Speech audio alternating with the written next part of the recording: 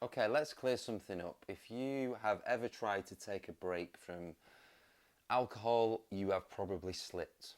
Okay, maybe you've had a few, hit a dip, told yourself that you start again on Monday, and maybe you felt like you failed as a result. Okay, the thing is, you didn't. It's actually part of the process. It's part of any change process that you go through, whether it's changing your relationship with alcohol, changing your lifestyle, changing your career, changing a relationship, right? There was a model that was introduced to me a few years ago by a fantastic mentor that I was working with. And it's stuck with me ever since. And it's from a psychologist called James Prochaska. It's called The Stages of Change. Okay, and it was modelled after he studied thousands of hours of human behaviour when it came to change. And it's best thought of as an upward corkscrew, like that. Okay, this is the starting point at the bottom, and this is the end point at the top. And there are six stages of change, and it starts with pre-contemplation. This is when you're even unaware of the fact that change is on the horizon. It's not even in your conscious mind yet. It might be buried in your subconscious mind, but you're still not yet contemplating what is on the horizon. Then you go into a period of contemplation,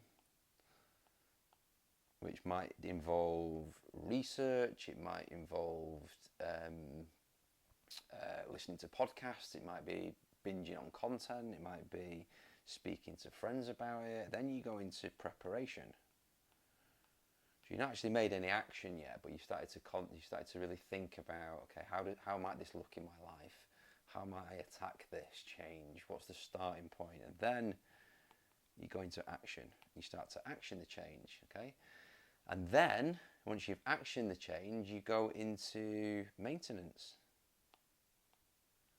And wow, then you've completed it. Okay, you're at the top. However, the reason it's a corkscrew is because of all these little dips along the way.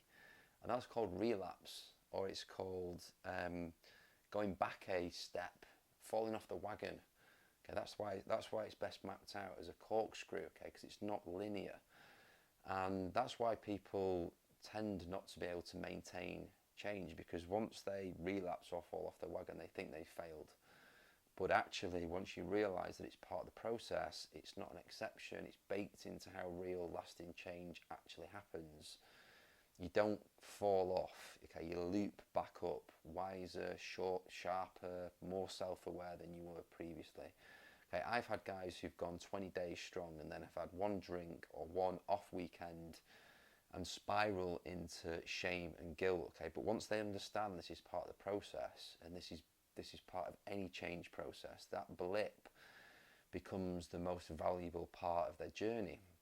And that's because they know their patterns and they know how to bounce back. They stop aiming for perfection and start aiming for ownership instead. Okay, so here's the shift that I want you to make. Okay, consistency is more important than a completely clean slate.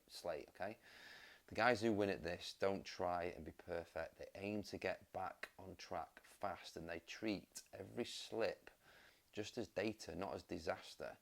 And that's what separates short-term detox when it comes to changing your relationship with alcohol from a long-term upgrade to your system. So yeah, if you've slipped, you're not broken. It just means that you're building. And when all of this clicks, there is no slippage, because you are no longer changing. You have changed. Okay, so stick with me and stick with it. Okay, if this lands, I will see you in the next one.